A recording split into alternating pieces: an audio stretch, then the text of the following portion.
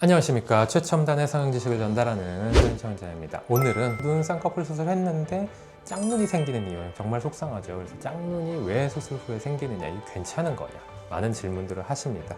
그래서 어떤 경우에 괜찮고 다 괜찮은 건 또 아니겠죠. 어떤 경우에 안 괜찮은지 제가 조금 설명을 드리고, 나름 이 영상을 기준 삼아 좀 생각을 하셔도 될 수 있게 전문가적인 입장에서 설명을 드리도록 하겠습니다. 그래서 일단은 눈이 부으면 생각보다 눈은 조금만 부어도 많이 달라집니다. 그래서 당연히 수술을 한 다음엔 부을 수밖에 없기 때문에, 어떻게 보면 눈 성형 후에 양쪽이 또 똑같은 정도로 부을 수는 없으니까 달라 보이는 거는 자연스러운 회복 과정이다라고 어느 정도까지는 얘기를 할 수 있는데, 이게 당연히 일주일 후냐, 하루 후냐, 아니면 6개월 지난 후냐에 따라서 괜찮냐 안 괜찮냐가 다를 수밖에 없겠죠. 근데 이제 초반에 뭐 한 3, 4일이나 일주일 지났는데, 일주일에 실밥 뽑고 나는데 약간 달라 보이는 거는 너무 괜찮은 거죠. 대부분은 괜찮고, 제가 이제 또 판단을 해드립니다. 아, 이 정도 붓기 차이는 괜찮다, 시간 지나면 없어진다, 이렇게 얘기를 드리는 거죠. 그래서 아이패드 프로로 좀 그림을 그리며 설명을 드릴 건데, 왜 눈은 조금만 부어도 많이 달라지냐, 그 이유는 다른 데랑 달리, 코나 뭐 가슴 성형이랑 달리 눈은, 우리가 눈을 이렇게 뜨고 앞을 보잖아요. 눈을 그려보세요 하면은 이런 식으로 그리잖아요. 근데 이게 그냥 아무 힘을 주지 않는 기본 상태가 아니라, 눈에 힘이 들어간, 근육에 힘을 주고 있는, 우리가 알통으로 따지면 이런 식으로 팔에 힘을 주고 있는 이런 상태라는 겁니다. 그래서 힘을 주고 있는 상태인데, 만약에 내가 이렇게 힘을 주고 있는데 여기다가 무거운 추를 매달면 어떻게 됐어요? 이게 달라지겠죠. 더 힘을 많이 줘야 되거나 이렇게 달라지겠죠. 그래서 이렇게 힘을 주고 있는 상태인데, 수술이든 뭐든 벌에 쏘이든 뭐가 됐든 여기가 이렇게 부어서 무거워지는 게 수술 후의 상태, 붓기라고 하는 상태가 되는 거죠. 그러면은 당연히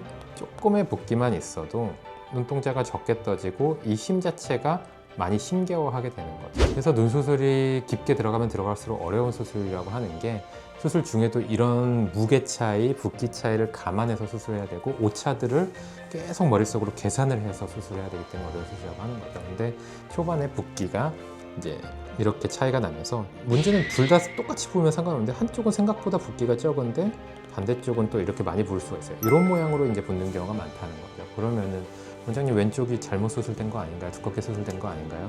물론 실제로 그럴 수도 있겠지만 붓기 차이인 경우들이 더 많은 경우가 많겠죠. 그래서 그런 것들을 우리가 이해를 좀 해야겠습니다. 그리고 또한 뼈 구조나 눈썹 위치에 따라도 다른데, 우리가 뼈 구조를 보면 해골을 하나 그려볼게요. 이런 식으로 아침 먹고 땡, 저녁 먹고 땡 그리면 눈알이 들어가는 해골에서, 이 눈알이 들어가는 이 구멍을 우리가 안화라 그러죠. 안화의 위치 차이가 일단은 가장 근본적으로 나타날 수 있습니다. 이렇게 아래쪽에 있는 눈이, 눈알도 보통 아래에 있을 거 아니에요?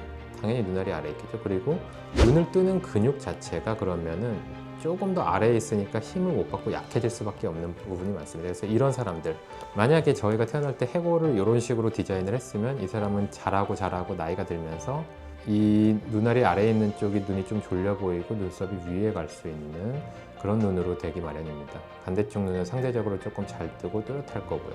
이런 차이가 나기가 쉬운 거죠. 그래서 이런 경우에 이제 짝눈을 교정하려고 제가 수술을 하는데, 보통 이렇게 똑같이 수술을 하면은 이런 차이가 다시 재발을 하기가 쉽습니다. 그래서 이쪽 눈을, 약간 약한 눈을 조금 더 얇게 수술을 하는 경우가 많아요. 그렇게 되면은 경우에 따라서 이쪽이 조금 두껍게 수술되는데 붓기도 더 이제 많을 테니까 붓기 차이가 더 드라마틱하게 날 수도 있는 거죠. 그러면 이제 이 붓기가 괜찮냐 안 괜찮냐는 의도를 갖고 수술한 사람의 디자인이나 설계에 따라서 제가 설명을 좀 해줄 수가 있어요. 아, 제가 이쪽을 눈매 교정을 조금 더 했고 이쪽은 의도적으로 좀 얇게 했어서 붓기가 지금 이 정도 차이가 나는 게 정상입니다. 아니면 조금 더 지켜보시죠, 뭐 이렇게 제가 설명을 드리니까 저한테 수술 받은 분들은 제 설명을 듣고 안심을 좀 하셔도 되겠습니다. 그리고 이제 결국은 그래서 붓기나 이런 차이를 결정하는 게 눈의 구조, 1번 눈 구조, 2번 수술 쌍꺼풀 높이, 그 다음에 눈매 교정, 그 다음에 이 모든 거를 다 아우르는 것이 그냥 단순한 붓기 차이도 있을 수가 있어요. 한쪽 눈이 그냥 더 부을 수도 있는 거죠. 그런 것들은 시간이 지나면 점점 줄어들기 때문에 어느 시기에 어느 정도 줄어든다는 게 보통은 있고, 한 달째쯤 되면은 정말 흉한 차이는 보통 없는데 예외는 있습니다. 어떤 경우냐면 많이 화려하고 두껍게 수술된 경우에는 한 달째도 차이가 좀 많을 수가 있어요. 그래서 그런 차이들이 시간이 지나면서 줄어드는 것들을 저는 약간 디테일하게 얘기를 드릴 수 있으니까 수술한 의사의 얘기를 듣는 게 가장 좋다. 그리고 요러요러한 차이로 눈의 짝눈과 붓기 차이가 생길 수가 있다. 그래서 대부분은 일시적인 증상이니까 결론을 내리자면 너무 조급해하지 마시고 회복 과정을 같이 이해하고 제 설명을 듣고 안심하는 것이 가장 중요하다라고 할 수가 있겠습니다. 사실은 이런 붓기 차이, 눈 수술 후에 짝눈 가지고도 눈의 구조와 이런 전반적인 설계에 대한 전반적인 얘기를 할 수가 있는데, 그만큼 눈은 또 오묘하고 신비한 세계가 아니겠습니까, 여러분. 그래서 이런 수술 후에 짝눈에 대한 얘기를 좀 나눠봤고요. 따로 저희 인스타그램과 블로그에도 많은 내용이 있으니까 좀 방문 부탁드리고, 지금까지 최첨단의 성형지식 전담드린 전창 원장이었습니다. 감사합니다.